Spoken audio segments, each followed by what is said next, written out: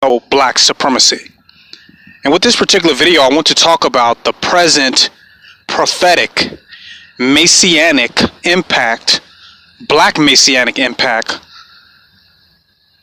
of General Sarah Sudenseti and young Pharaoh. I had to do this video. Very important, very key, very overlooked, very ironic, paradoxical, and mind-blowing. Just a twist on things. The black messianic impact of General Sarah Sudenseti and young Pharaoh. Now, recently, General Seti and young Pharaoh came out with a video, a very disrespectful and tasteless, ignorant rant video, speaking down against the Honorable Minister Louis Farrakhan, of whom many cherish and love, a staple in the black power, black consciousness, black religious community. They did a video dissing Minister Louis Farrakhan, the Honorable Elijah Muhammad, supposedly in defense of Malcolm X and Khalid Muhammad. But this video was the most disrespectful video of any leader, teacher, or elder in a community that I have ever seen. It's almost unforgivable, and the damage almost unrepairable. But after you hear this video, after you allow me to decode and break down the black messianic impact of Sarah Sudenseti and young Pharaoh, I think this may change your perspective a little bit. Now, when I say messianic, I'm referring to the Messiah. J. Edgar Hoover, the director and I want to say originator of the FBI, Federal Bureau of Investigation, COINTELPRO program, once said that he had a fear of a black Messiah that will electrify black people and that will potentially overthrow the government, overthrow white supremacy, and manifest black empowerment, black nationalism, and the likes. He had a fear that this black Messiah would electrify black people and mobilize them and radicalize them. Now, many of us, when we try to conceptualize this black Messiah, we think somebody who's going to be speaking good. They're going to come speaking the tune. They're going to be playing the tune that's going to make everyone dance in unity. They're going to say what everyone wants them to say. They're going to say what everyone wants to hear. And all of a sudden, blacks are going to come together and form an alliance and become a nation. And become a tremendously powerful entity against white supremacy. This is how the narrative has been presented. So we expect that Messiah to come in a way where he's going to say good stuff, and what he says is going to be acceptable by many people, especially within the black conscious community, within the black community. It's going to be acceptable. So that's how we're looking for it to come. And we all going to recognize that this is our Messiah. We all going to recognize this entity. And the understanding of the power of the rise of the black Messiah that could electrify black people kind of brought forth a messianic principle that has been that resurfaces from generation to generation. What I'm calling the messianic principle. And then now I'm getting it down to what we call the messianic events. You got the person, you got the event, and then you have the principle. What they all have in common is they're going to electrify black people to unify them as a force against white supremacy. Now, what General Sarah Sudenseti and young Pharaoh did with the video, when I saw it, I was like, man, this is horrible. A lot of the facts in the video was wrong. A lot of his information was wrong. His research was just not thorough. But he's young, whatever. I know he's young and he hasn't done all the research, and he's kind of geeked that maybe he found a fact or found a new truth or found a different angle or perspective of looking at the Honorable Elijah Muhammad and the Nation of Islam. They operate like conspiracy theorists, trying to form new conspiracies to create value and relevance to their audience. So they're to me, SETI's attempting to say relevant in some capacity, and young Pharaoh just geeked that he feels like he's coming into some new information, but he's more geeked than he is thorough. SETI kind of know better, but he just kind of riding a wave because he want to remain relevant. And for some reason, it seems like he has some vendetta against Islam or against the Nation of Islam or whoever. I don't know. That's just my speculation. But regardless, we know the video was very harsh, very distasteful, and very disrespectful. And that was my first view when I saw it. That hasn't changed. I still feel that way. I actually felt even that the videos he did need to come down, and he needs to put up a video in replace of those videos on his YouTube account with an apology to the Honorable Minister Louis Farrakhan and the Nation of Islam. That's just how I feel. Take it or leave it. But this is my point, though. But what he did, if unconsciously, even if he did it unconsciously, what he did had a messianic impact.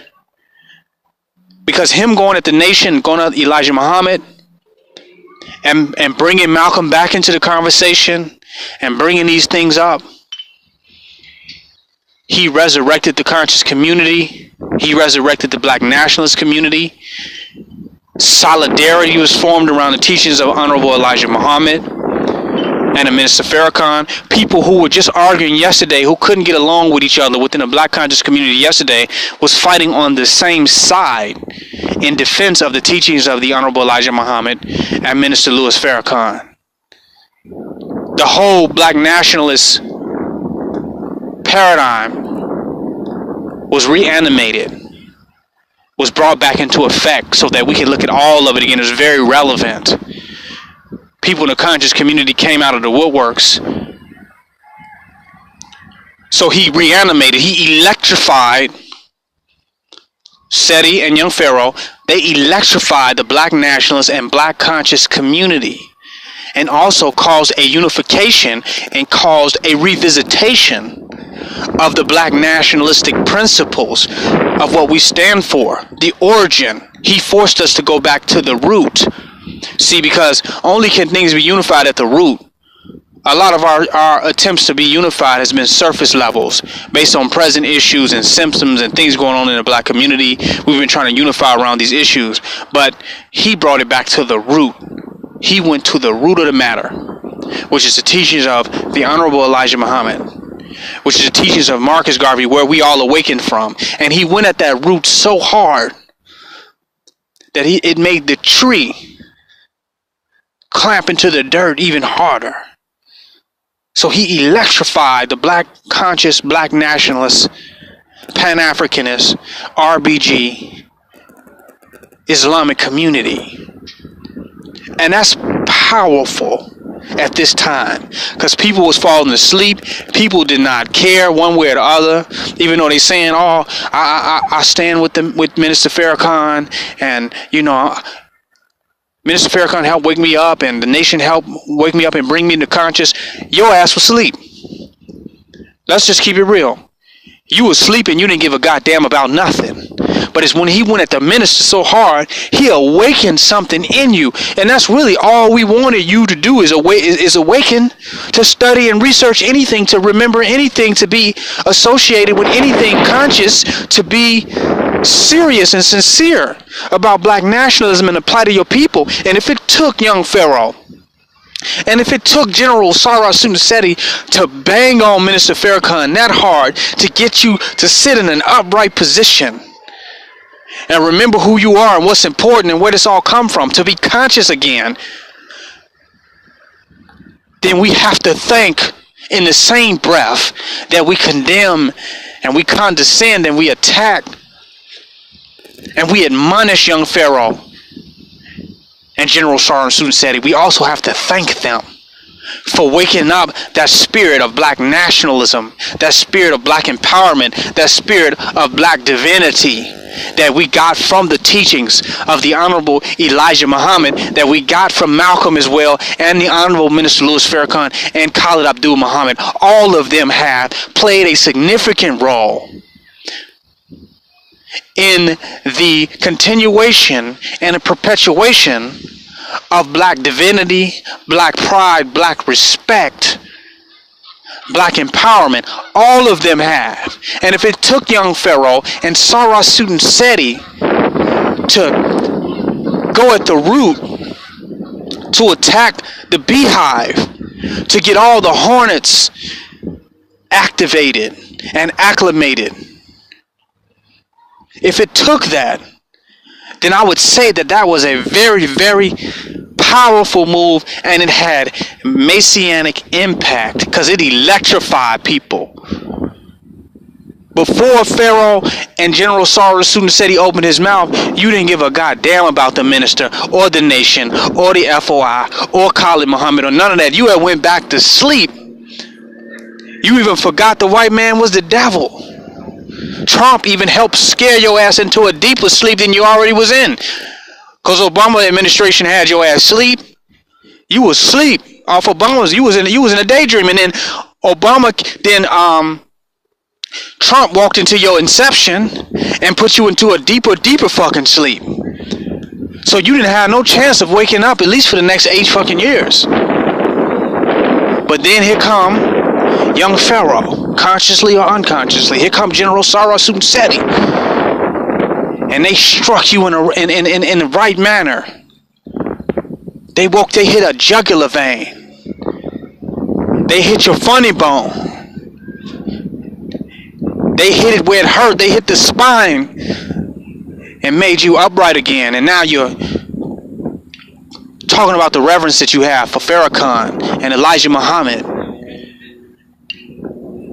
and the NOI and the black race and the black nation.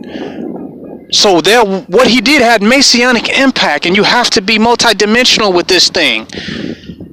Yeah, it was hurtful what he said about the minister, and I would hope that no one would ever talk about any black leader or teacher like that at any point ever. I would hope that that would never happen again, and no one would ever do that. I wouldn't even repeat some of the things that he said. But I cannot deny the impact of what I see. How I see a unanimous position being taken around the attack on Farrakhan. How I see a unified front, even outside of the Nation of Islam, when it comes to the teachings of the Honorable Elijah Muhammad, that through their messianic impact, electrifying black people, they actually activated a black united front. When we had all become so disunified and so separatists and off on our own islands, we reunified around this attack on some of our late and greats and on some of our presents. We unified around that attack. We reawoken. We remembered. We put things in perspective. And for one single moment, the black conscious community and the black Nation of Islam, the black Islamic nationalist community, became Wakanda again.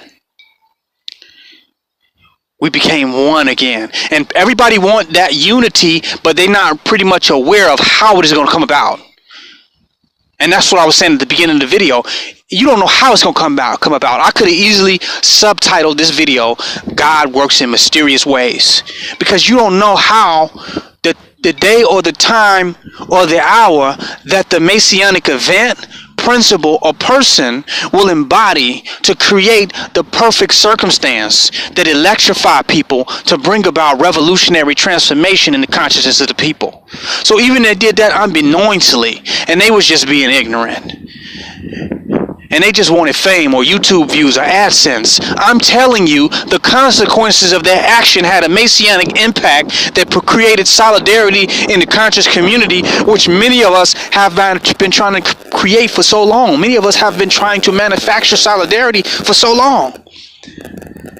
all the imagery, the negative imagery of police brutality and us being attacked out in the open, all of the footage and the video footage and the disrespect of black people was not enough to produce the result of solidarity that came from the actions, as a consequence from the actions of General Sarah Sudi and Young Pharaoh.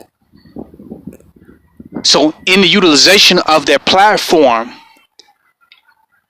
to even propagate dissident thoughts, they got the opposite effect. They got more solidarity. And what they did was more of a benefit. While it was very dumb on their part for themselves, that's why I said it's some sacrificial lamb shit, like some that's when I say messianic, almost like they sacrificed themselves to create solidarity and unity within the black community on some deep shit, because they even threw their money away for that. Because how you gonna go around and speak and do different lectures and you didn't came that hard at the minister? You didn't mess up some of your money, if not all of it. You didn't put a dent in your income. Now you gotta spend more money on security. You didn't mess up some of your money. That was sacrificial. You might have put your life in danger. That was a sacrifice. But what came out of it though? What came out of it is just not the hardship and the struggles accelerated for two beloved brothers, Young Pharaoh and General Sarah Sudi. What came out of it was something that was very profound. The true narrative of what came out of it is the messianic impact that it had over the black community. And I bet you this summer, for the black conscious community, is going to be a different summer. It's going to be a different spring. Because they have forced many people to be on the same wavelength and be clear on what black nationalism is, clear on what they stand for, and clear about what the root of which they're building on. So out of that clarity, unity was produced and solidarity was produced, and much will come out of that. And we might be 1,000 more steps towards progress based on that event that took place on that live stream with General Sarah Sudi and Young Pharaoh. And in this video, we also got to see how the beef could be squashed and it could be civil between two different black organizations, that we can reach civilization among each other. And we also got a chance to deal with accountability so that we can keep these types of events that come between us in check. So harmony between the RBG community and the Nation of Islam came out of it, that we can squash our beef as civilized people, and that we can draw a line and determine the limits of which we can go in order to have respect for each other in our organizations as we continue to build and research and wake up the masses of our people. That's something positive that came out of that. We needed to see that. That even if every person in the Nation of Islam, or everybody that's upset about the statements that they made about the minister and Elijah Muhammad, that some people gonna be upset and be ignorant no matter what, that it was still good to see that those brothers Ben X from the Nation of Islam could sit down with Young Pharaoh, and that the new generation that's coming into manifestation can solve their problems in a very civil and an intellectual way, and that they are clear on what we are up against and who our real enemy is, that is not us. So they cannot be tricked. You can't pull that wool over on us no more. They know who the real enemy is, and they will not be distracted by our petty disagreements. No matter how disrespectful we feel, we'll get past that in a civil way, so we can stay focused on who the real enemy is and continue to do the work that we have to do to wake up the masses of black people. This King Noble Black Supremacy. Join my website, www.KingNobleUncensored.com. Donate and don't hate.